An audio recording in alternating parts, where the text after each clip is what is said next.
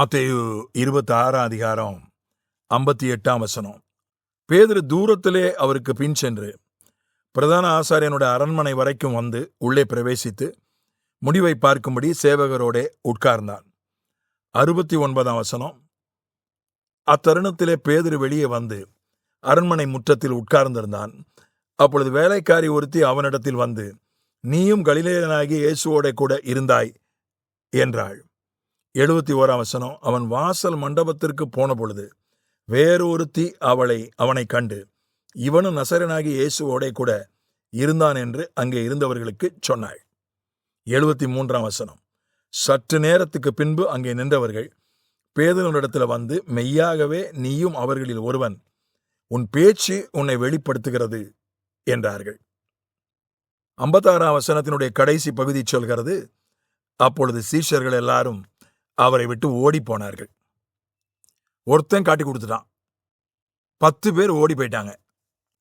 பேதுரு மட்டும் தூரத்திலே பின்தொடர்கிறான். ஒன்று ஓடி போயிடணும், ஓடி போயிடுறதுனா பின்வாட்டம், அதுல பிரச்சனை இல்லை. அதுக்கப்புறம் ஆண்டவர் அந்த 10 பேரையும் திரும்ப புதுப்பித்து கொண்டு வந்து விட்டார். அந்த பேதுருனா ரெண்டும் கட்டான், இவன் ஓடியும் போல. அப்போ இல்லை, ஆண்டவர் கூடயே வந்துடணும், ஆண்டவர் கூடயே வந்து ரைட்டு என்னையும் சிலுவையில் அறையுங்க என்று ஆண்டவரோட வந்து நின்றுடணும். அப்படி செய்யறதுக்கும் தைரியம் இல்லை. தூரத்தில் பின்தொடர்றான். அரண்மனைக்குள்ள வந்து சேவகரோட உட்கார்ந்துருக்கிறான்.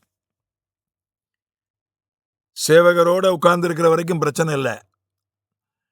அதுக்கப்புறம் இயேசுநாதரை அடிக்கிறாங்க, துப்புறாங்க, குட்டுறாங்க. அதுக்கப்புறம் கொஞ்சம் பயம் வந்துச்சு அவனுக்கு.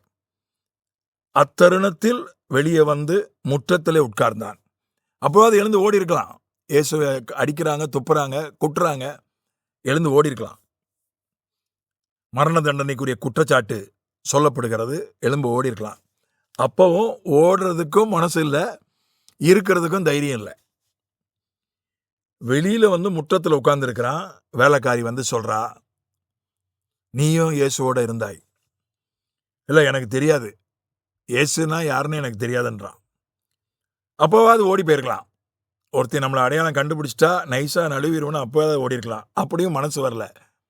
ஆமான்னு சொல்றதுக்கும் தைரியம் இல்லை, அந்த இடத்த விட்டு போறதுக்கும் மனசு வரல. இப்போ என்ன பண்றான், ஒருத்தி நம்மளை அடையாளம் கண்டுபிடிச்சிட்டான்னு மண்டபத்துக்கு வந்துடுறான். முற்றத்திலிருந்து இடத்த காலி பண்ணி மண்டபத்துக்கு வந்துடுறான். மண்டபத்துக்கு வந்தா அங்க இன்னொரு பெண் வந்து சொன்னா, இவன் இயேசுவோட இருந்தான். அப்போ வந்து சத்தியம் பண்றான், சத்தியமா சொல்றேன், எனக்கு இயேசுனா யாருன்னே தெரியாதுன்னு. அப்பவாது நழுவி ஓடி போயிருக்கலாம். கொஞ்ச நேரத்துக்கு அப்புறம் அங்கேயே நின்றுட்டு இருக்கிறான்.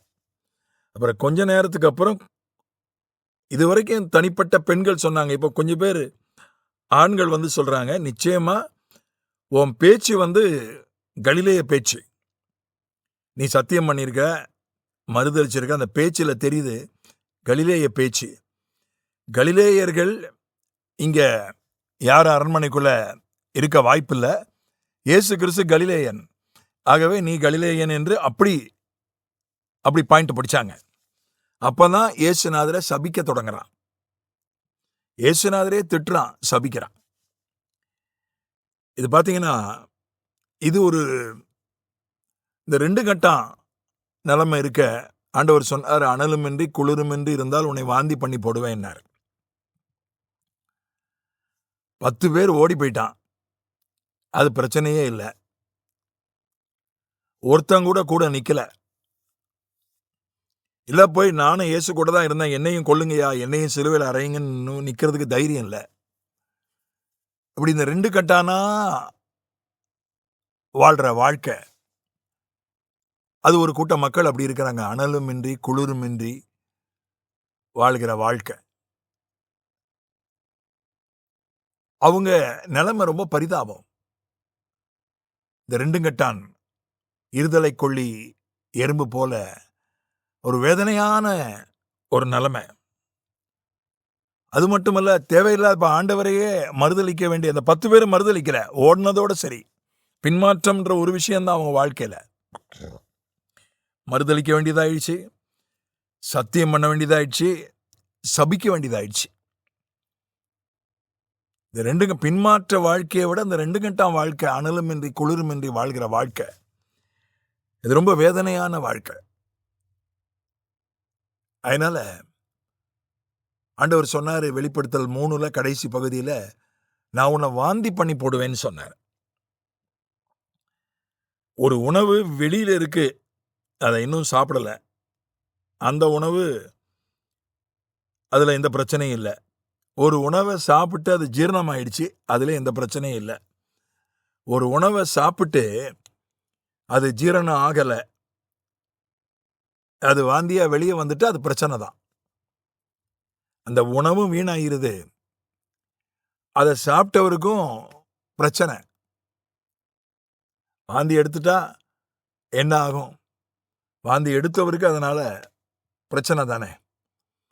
அதனால அப்படிப்பட்ட ஒரு வாழ்க்கை. எலியா சொன்னா, 2 நினைவுகளால் ஏன் குந்தி குந்தி நடக்கிறீர்கள்? பாகாலையும் கும்பிடுறீங்க, இயேசுவையும் கும்பிடுறீங்க, தேவனையும் கும்பிடுறீங்க.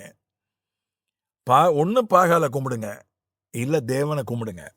ஆரம்ப நிலை பரவாயில்ல. ஒரு ஆண்டவரை அறியாத ஒரு நபர், ஒரு விக்கிரக ஆராதனைக்காரர் ஆரம்பத்துல ஆண்டவரை வணங்குறாரு, படிப்படியா அப்புறம் ஆண்டவரை ஏற்றுக்கொள்றார், அது வேற.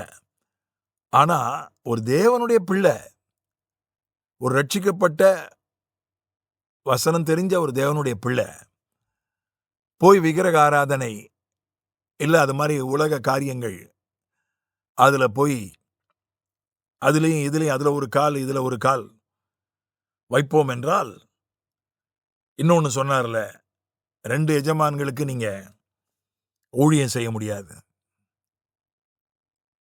ஒண்ணு உன் வாழ்க்கையில பணம் தான் பெருசுனா பணத்துக்கு பின்னால போயிடுது.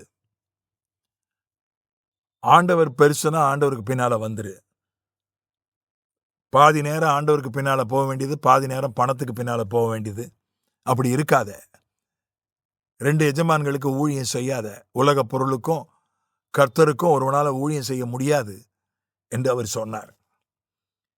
இல்ல பேதுருக்கள் எல்லா சபைகளிலும் காணப்படுகிறார்கள், எல்லா இடங்களிலும் காணப்படுகிறார்கள். பின்னால் ஆண்டவர் அவனை புதுப்பித்து அவனை உயர்த்தினார், பயன்படுத்தினார், சந்தேகம் இல்லை. ஆனா இந்த கட்டம், இந்த நிலைமை மிக வேதனையான, மிக மோசமான ஒரு நிலைமை. அந்த நிலைமையில் இருந்தால் அதிலிருந்து வெளியே வருவோம். அந்த நிலைமைக்குள்ளே போகாதபடி கவனமாய் இருப்போம். ஆண்டவர் நம்மை காப்பாராக. ஆமென்.